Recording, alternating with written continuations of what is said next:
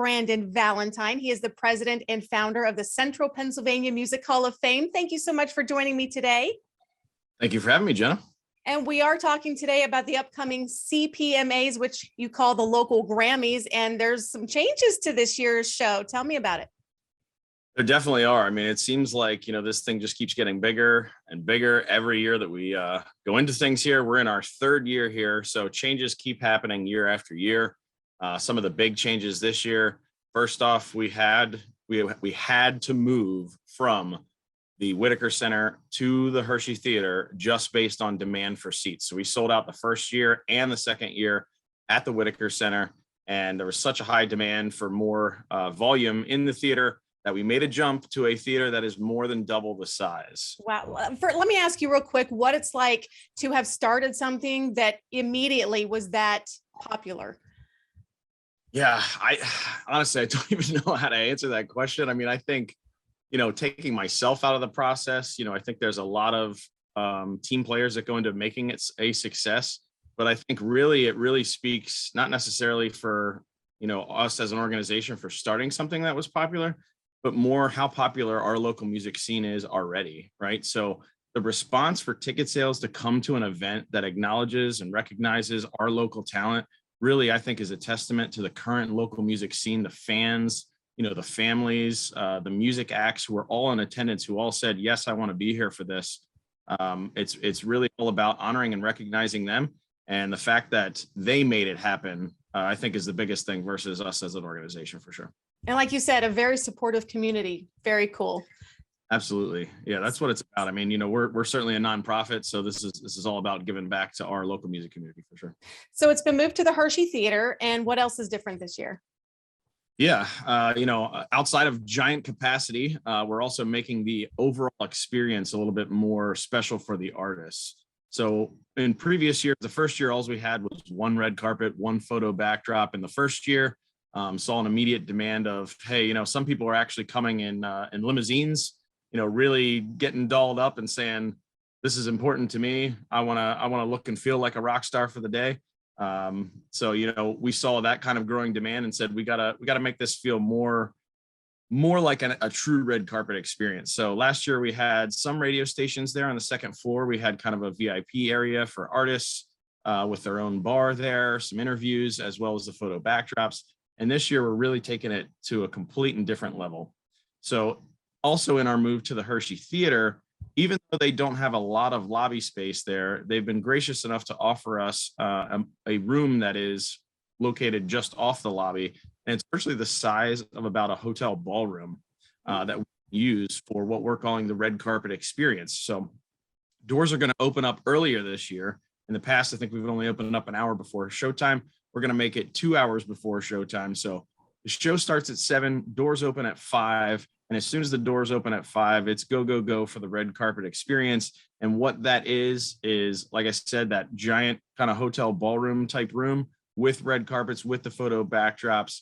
We're also going to have vendors, so to speak, there, people setting up tables and offering, mingling time with some of the local artists, possibly having some freebies at their tables as well, and also a chance to advertise their business as it relates to the local music scene as well.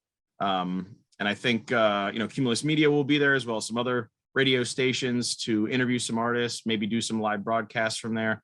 So we're really trying to amp up the experience of not just, hey, come into the theater, take a seat, listen to the nominees, see if you win, to more of an all-out evening from start to finish that, the pre-party is almost as big as the party itself here. You even have a special host for the red carpet. That's correct. Yes. We have Earl David Reed, previously of 105.7, right? Right. Stand-up comedian as well. So Earl David Reed was gracious enough to offer his time, said he wanted to be a part of it. And it's going to be a great experience too, because now it's not just going to be, hey, move onto the red carpet, get your picture taken, slide out, rotate. Now it's move down the red carpet, get interviewed by a professional who also has some great comedic timing and wit. And we're actually going to record that as well. So it will be either live streamed or recorded for later viewing.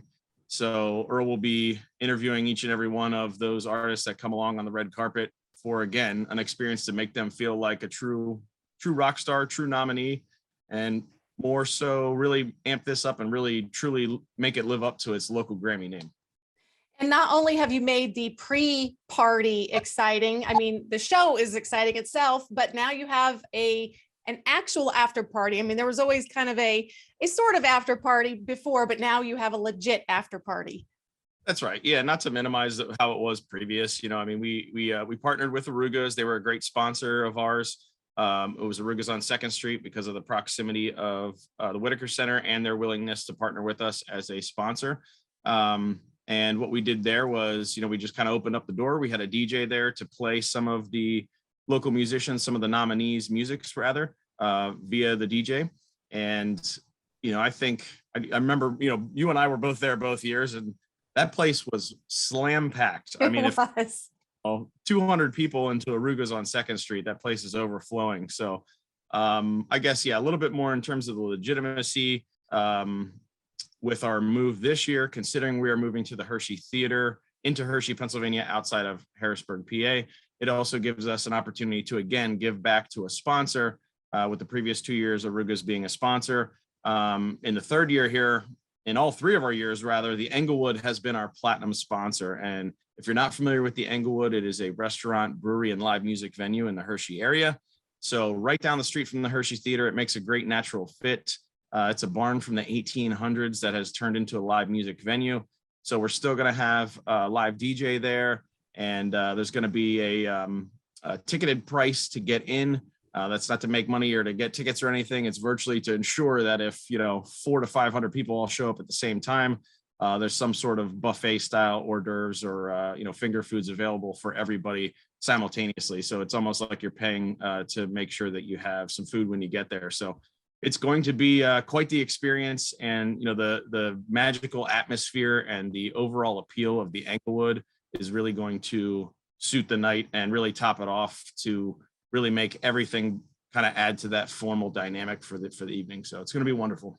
Yeah, the Englewood is a cool venue. We did our photo shoot there. Chris Garrett and I are hosting. I don't know if that's common knowledge or not, but so we're hosting and we did our photo shoot there, and that's such a cool venue. It's nice. Like you said, they have food, they have drinks, the bands play there. So it's perfect for this kind of event.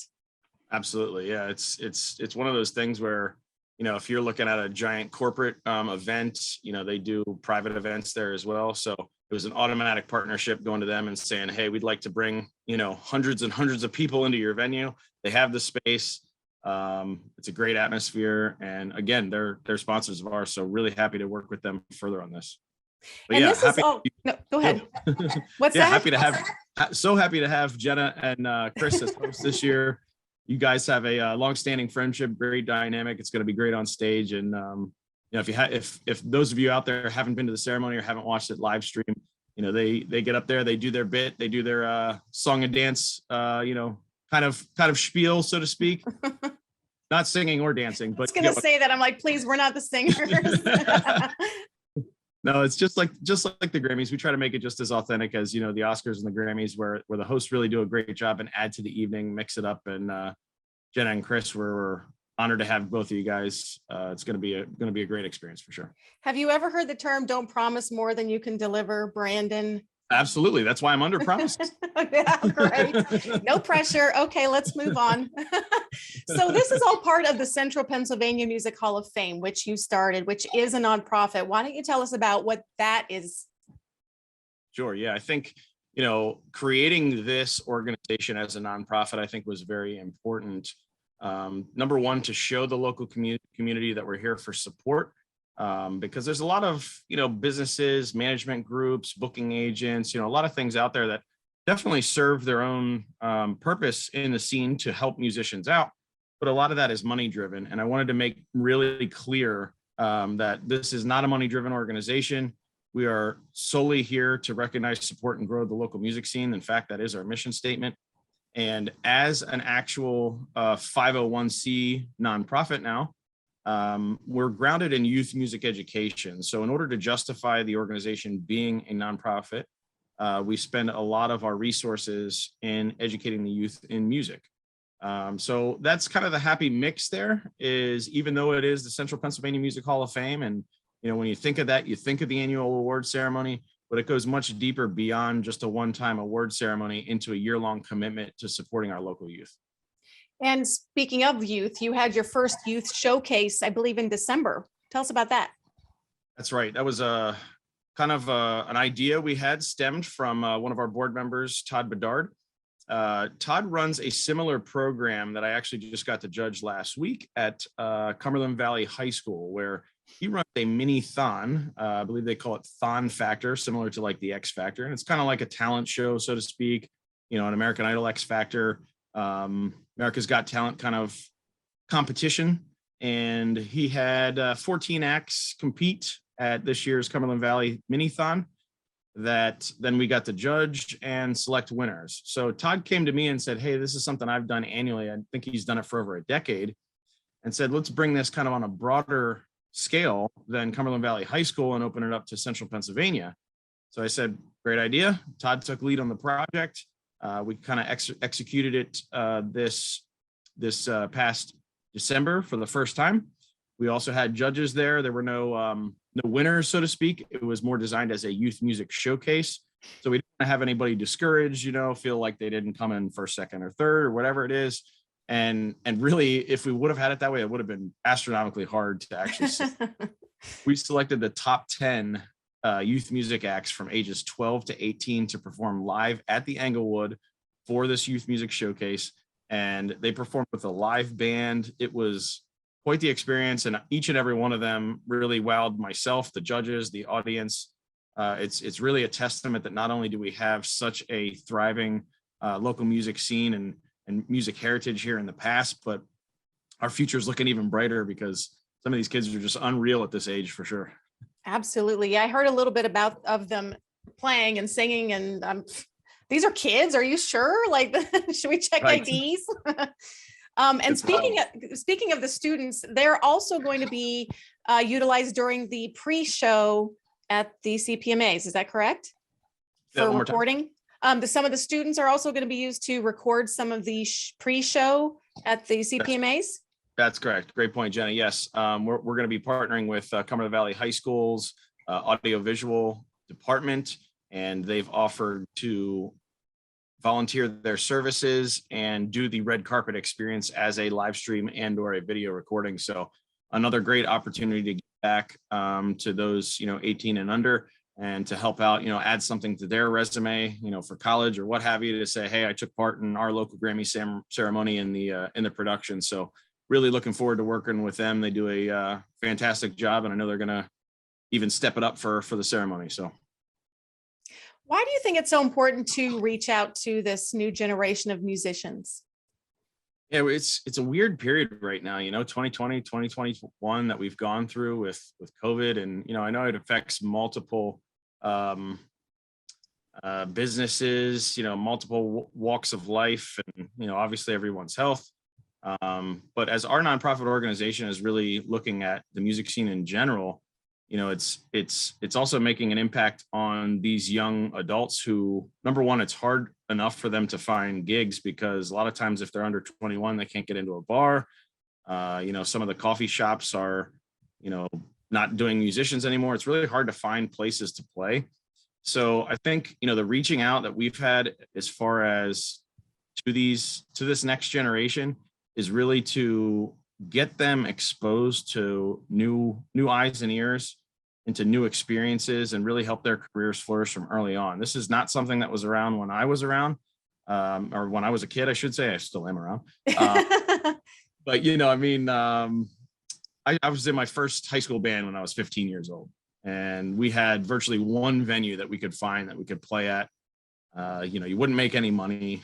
It was a very tough experience. So, and it took me more than a decade to realize, how to try to advertise for a gig, how to get good gigs, how to market yourself, and really how to practice and get better, because a lot of the practicing that you do is geared towards the music that you do in school itself, which is a lot of time is concert band or things of that nature. So doing, a rock band or folk band or being a solo act outside of it and being under 18, there isn't a resource, or there wasn't a resource to say, hey, let's help you out and let's, teach you how to do an electronic press kit, or let's expose you to some new audiences and try to get you some bigger and better gigs.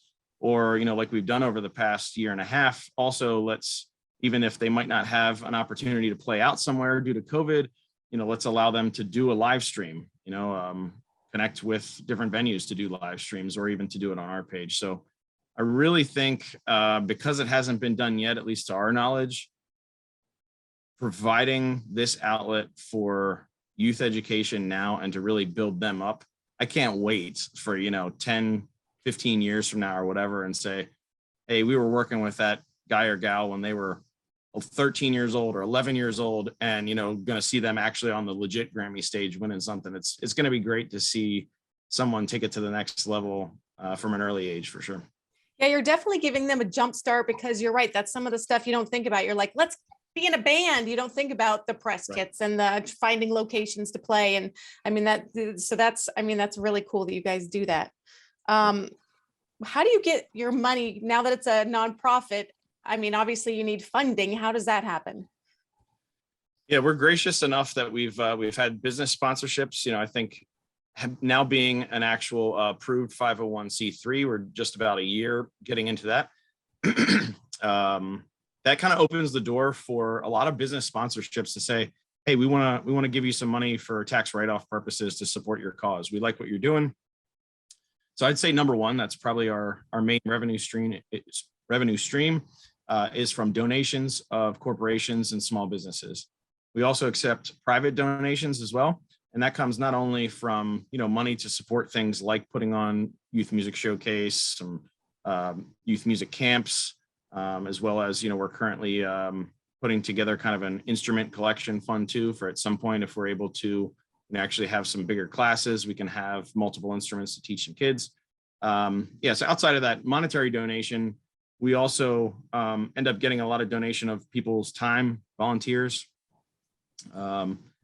Really, I can't stress enough the importance for, we like to give back, but without, the private donations and the corporate donations, we certainly couldn't make it possible. Our goal long-term is to apply for state and federal funding, or maybe even a partnership with a local trust. So longer term, we have ideas to get bigger and better funding, but it's really been exponential growth with the support of our local community, supporting our local music community in the form of the businesses. So we're thankful to each and every one of the private donations that we've received from the public, as well as those business and corporate donations of bigger denominations that are really making a difference as well. So if people do want to donate, how would they do that? Yeah, the easiest way is to go check out our website. So all of our social media on our website is based on the acronym for Central Pennsylvania Music Hall of Fame. It's CPMHOF.com. And if you go to /support, so www.cpmhof.com/support, that will bring up an automatic link there that you could actually provide a personal donation at any point. You can also, if you're interested in being a sponsor, either for the ceremony or at some point throughout the year, for one of our events, you can reach out to us via our social media messengers or email us at cpmhof@yahoo.com. And we'd be happy to have a conversation on how we can have a mutually beneficial business partnership, because it's not only just provide us with a donation, it's how can we help you as well in advertising, getting you up front of a crowd to present one of the awards at the award show, to offer table space in the red carpet experience, or to support your business by sharing and promoting on social media as well. And you mentioned volunteers, because we are talking about struggling artists and radio hosts, and neither of us make any money. So if all you can do is volunteer, how would you do that? Yeah, same thing. I'd say reach out to us. I think we have, I don't know, tens, if not hundreds of people saying, how can I help on an annual basis? So never hurts to reach out and say, is there any way I can, help with this or that? So we've utilized, I don't know, probably 30 volunteers in the past. So yeah, reach out to us in any ways, and I'm sure we'll take some volunteer help in any way that we can. So, so any skill could be helpful in some way. Yeah, you never know. I mean, that's kind of how ideas are born too. So we'll certainly have the conversation. And what are your goals? I mean, you've grown so much in just 3 years, but I know you have big ambition for this organization. So what do you see, I don't know, 5 years down the road? Yeah, I think it kind of starts with us creating the mission statement of simply recognizing, supporting, and growing our local music scene. And year one, that said to me, this is going to be an annual award ceremony, and that's it. That was kind of my goal. And we finished the first annual award ceremony, and then COVID happened, and we said, what are we going to do? We created the live streams. That resulted in like a year-long project of utilizing virtual tip jars to get over $30,000 in tips for local artists. So, Wow. and even with that, just natural ideas just kept flowing. Well, how do we give back to the kids? Let's do a youth music showcase. We have an idea for doing a songwriting clinic. There's probably 10 other ideas that we can do as well. And, everybody on the board and the advisory committee has full-time job as well. So we do as much as we can as a collective group. But yeah, the ideas are plentiful. And ultimately, 5 years from now, 10 years from now, I don't know what the date would be. It would really be dependent on if we're able to get the state and federal funding. But we'd like to transform this while still maintaining the Central Pennsylvania Music Hall of Fame. We've also like to expand and become the Pennsylvania Music Hall of Fame. We'd like to have an actual physical museum site that people can come see some of the relics that local acts have donated to us, some of the autographed memorabilia we've been able to obtain at some of the induction ceremonies. Not to mention, maybe even having a venue of our own that we can showcase some up and coming musicians, or maybe have a small coffee house type of experience where we can bring musicians in and showcase them to a new crowd. Even more so than that, even potentially having a recording studio in there that we can use to teach music recording and technology to the upcoming youth, the high schoolers, maybe a pre-college experience to get some exposure to that. So there's all kinds of ideas really for a large scale facility that can even further exceed our goal of giving back to the local music community. And that really doesn't happen, without that state or federal funding or private donations. So again, I always go back to the support, because as a 501c3 nonprofit, it's the only way we can make any of these goals happen. And it's the only reason we've been successful in the past 3 years. Well, even just talking about those ideas, it takes so many different types of skills and people to put it all together. And that's kind of what's cool about the CPMAs is you guys do recognize so many different types of jobs. It's not just musicians, it's the photographers, it's the recording studios, it's the venues. I mean, it's a village, right?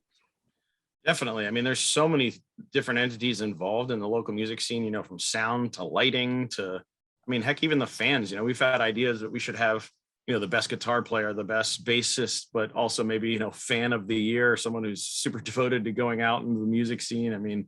It goes as far as, Christian music, Latin influences. There's so many subgenres that people say, hey, you have these categories. How about these ones? And in some cases, we were able to create what we call the Spot Awards, which is outside of the major. I think we probably have 40 categories. Mentioned a lot of them are music related or musician related, I should say, that are like best jazz band, best solo artist, best folk band, best rap artist. Outside of the musicians, so to speak, we have a lot of business awards that are instrument shop, music lessons. And then we created these Spot Awards last year, which have kind of picked up more steam this year. So we'll be announcing some of those soon. But the Spot Awards are virtually, let's say there's a category, let's say for Christian artists, right? I think as a whole, for the board as well as the advisory committee, we could only come up with like 3 or 4 local Christian artists this year to say, well, that's not enough to have a category. We don't want to just find 5 acts and just say, let's create a category. 3 of them might have not really accomplished anything throughout the year. 2 might stand out. So we created this Spot Awards to say if there aren't enough nominees in a category, but someone still deserves recognition that maybe isn't in a major category that we already have, we're just going to say the best Christian artist is fill in the blank and create a specific award for them without going through the fan voting, or the hoopla of saying here the nominees are. So last year, I think we had 6 of those Spot Awards, and this year we have recommendations, I think from, I don't know, maybe around 5 to 10 different categories that we're looking to create. So even as far as outside of some of the things we've done before, DJs, radio hosts, sound lighting. I was trying to look at my notes here because there's all kinds of ideas, music performance theaters for Broadway shows or for high school Broadway, t-shirts, podcasts, music promotions, record companies. I mean, there's all kinds of different ideas that we can do. And we're just kind of always keeping our eyes open, always keeping our ears open, that if we feel like if someone excels in one of these ancillary categories, we want to make sure that they're recognized as well. I love that. So let's talk one more time about the CPMAs and when it's happening, where it's happening, how we can all attend. Yeah, so tickets are going fast. I mean, I think it's important to mention if we're talking about ticket sales here, that when we move from the Whitaker Center to the Hershey Theater, in the opening weekend of ticket sales, right? So the first 2 days that we put the tickets on sale, we would have sold out the capacity of the Whitaker Center, which is unreal. That's insane. So crazy. Last year, it took us, I think, 4 to 6 weeks to sell out the Whitaker Center.